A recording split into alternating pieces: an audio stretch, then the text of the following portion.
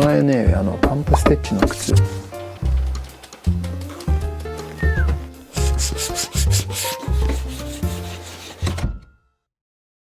よし、こんにちは。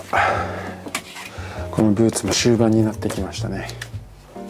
今日はコバの加工をやっていきます。今回はいつもと違う感じのねコバの雰囲気でいきますので、僕も楽しみです。じゃあやっていきますか。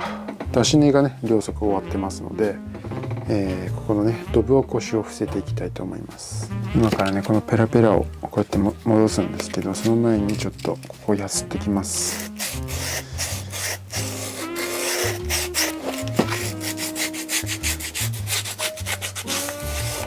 そしたらここに糊を塗りまして、この部分を水で濡らしてね柔らかくします。よ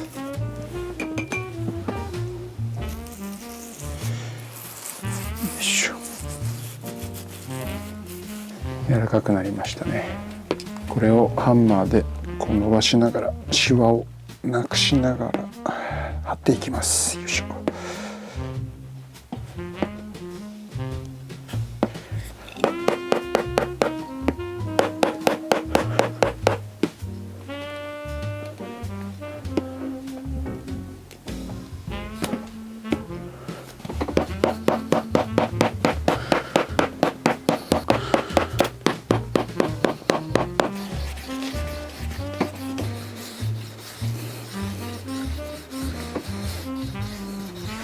はい、こんな感じになりました。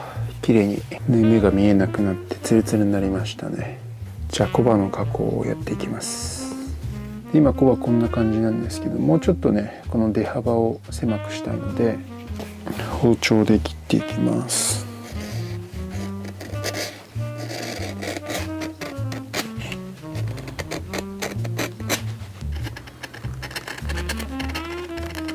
はい、こんな感じでね結構攻めました。でここから今回丸コバにしたいんですよね。今このコバの断面ってこうまっすぐ降りてるじゃないですか。これを丸くしていきます。このコバの上の部分、これを面取りしていって、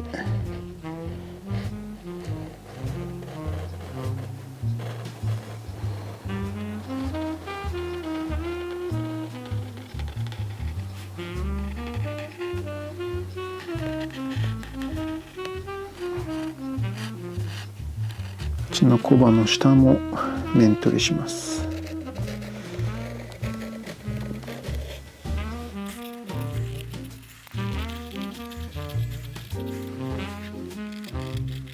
したらここに水をつけてガラスで削っていきます。よいしょ。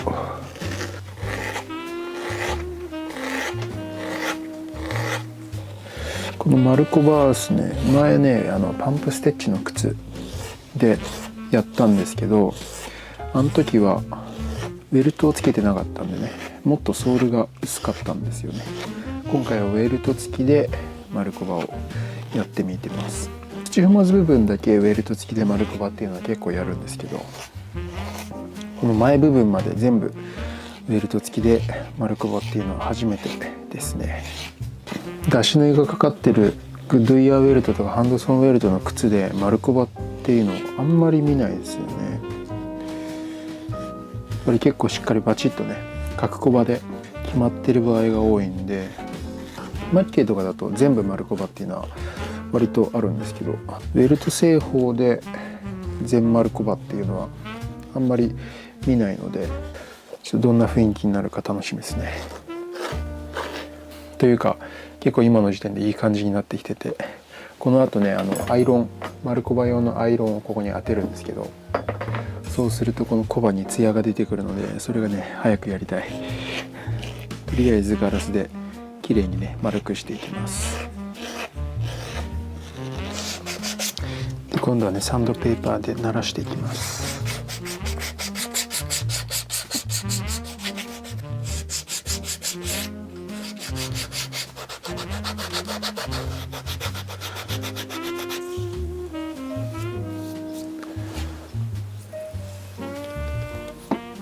じゃあソールをまた濡らして、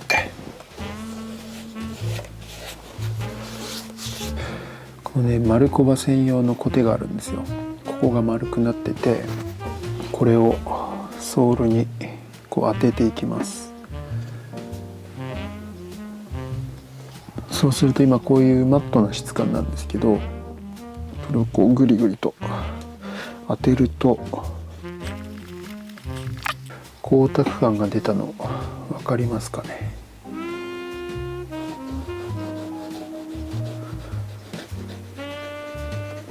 こんな感じで光沢が出てきます。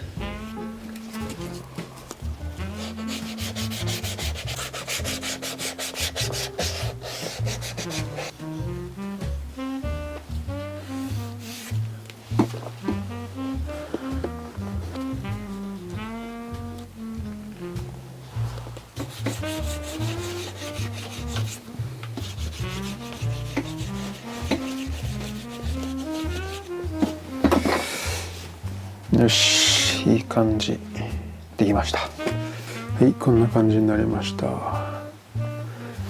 かなりねツヤが出ていい感じです。でソールの形がねこんな感じですね。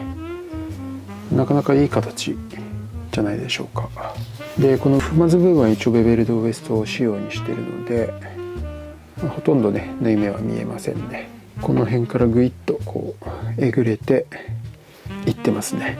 外側の方はこう若干ね糸が見えてるんですけど、上から見るとねベルトはここでなくなっちゃう感じですね。